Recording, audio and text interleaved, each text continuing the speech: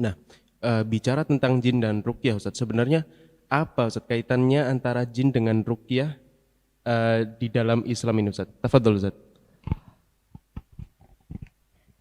Alhamdulillah wassalatu wassalamu ala Rasulillah. Kaitannya antara jin dan ruqyah, mungkin bagi orang awam gitu, kalau misalkan ada orang terkena gangguan jin, baru kenal dengan yang namanya ruqyah. Kena sihir, kena santet, kena jaran goyang, baru dia ingat, oh ruqyahkan saja biar bisa sembuh gitu loh. Padahal ruqyah itu bukan hanya khusus bagi orang yang terkena gangguan jin.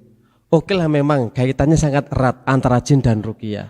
Tapi kalau kita lihat definisi ruqyah itu apa sih? Nah, maka para ulama memberikan penjelasan, salah satunya adalah Imam Ibnul Athir dalam kitabnya An-Nihayah. Ruqyah itu adalah al-udah, doa perlindungan, allati yang dibacakan ya yurqa biha sahibul afat, dibacakan untuk siapa? Mereka yang terkena gangguan penyakit, kalhumma seperti demam, panas, ya penyakit fisik jasad biasa, atau juga kasar'i seperti kesurupan, wa ghairi dzalik minal afat, atau penyakit-penyakit yang lainnya.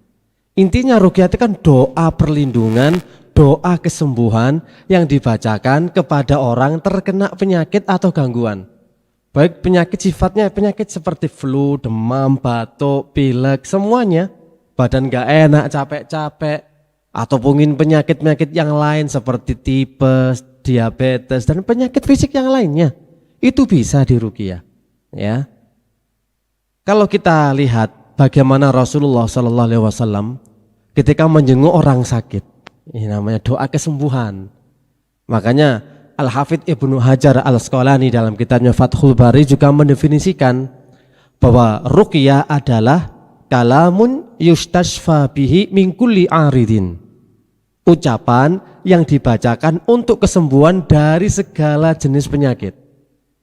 Ketika Rasulullah mendengar ada kabar bahwa salah seorang sahabat telah sakit, beliau datang menjenguk dan tidak lupa mendoakan. Nah, seperti salah satu contoh, Allahumma rabban nasi adhibil ba'sa ishfi anta syafi la sifa'a ila sifa'uka sifa'an la yughadiru saqoma. Ini bentuk ruqyah, mendoakan saudara kita, mendoakan teman kita supaya sembuh dari penyakitnya. Artinya Allahumma, ya Allah rabban nasi, Tuhannya manusia, adhibil ba'sa, singkirkan, enyakan, hilangkan penyakit. Ishfi, sembuhkan ya Allah, anta syafi, karena engkau adalah zat yang maha penyembuh. Sifaan atau la sifa ila sifauka, enggak ada yang bisa menyembuhkan kecuali engkau. Sifaan la yughadiru saqoma, kesembuhan yang tidak membawa bekas setelahnya. Demikian juga ketika Rasulullah memberikan petunjuk, ada seorang sahabat mengeluhkan bahwa dia sakit di dadanya atau di anggota badan yang lainnya.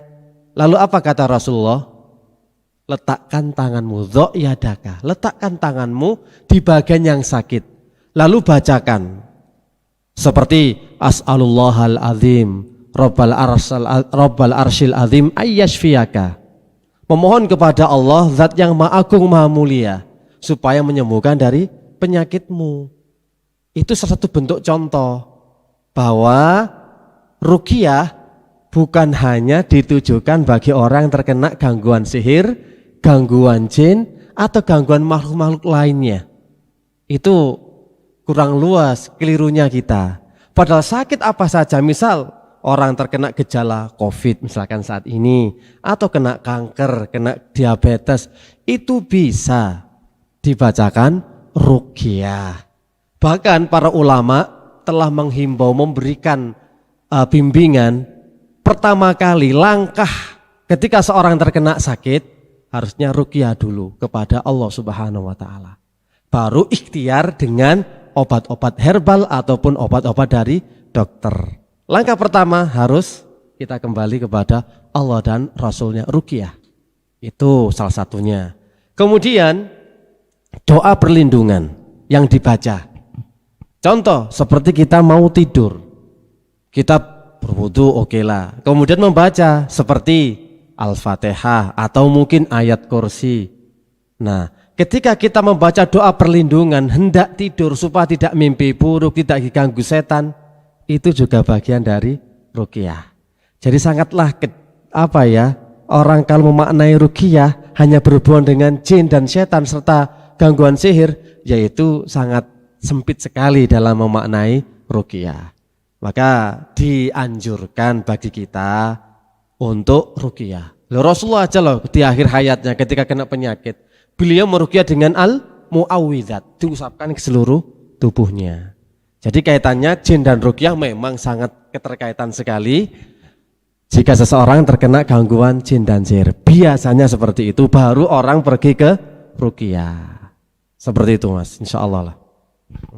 Tuh ya Ustaz, jadi tidak hanya membahas perihal jin saja, karena memang yang kita ketahui kan kalau mungkin kita ke dukun ya Ustaz ya, kalau bahas-bahas masalah dukun-dukun, nah itu kan ada berkaitan orang mungkin kena sihir-sihir. Iya. Nah, itu mungkin larinya ke situ aja Ustaz ya, enggak Betul. sampai penyakit-penyakit gitu, kadang orang kan apa hubungannya kan gitu. Iya. Kadang ruqyah juga sama.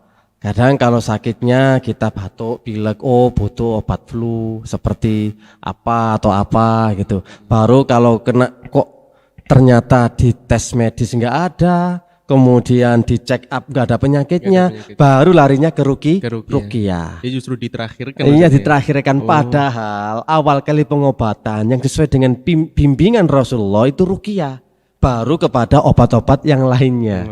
Ini malah keliru. Kalau orang sudah sumpek, sudah obat-obatan nggak mempan, herbal nggak mempan, dunia dokter medis juga nggak mengetahui penyakitnya, baru ke ruqyah. Itu kelirunya di situ, teman-teman ini. Iya.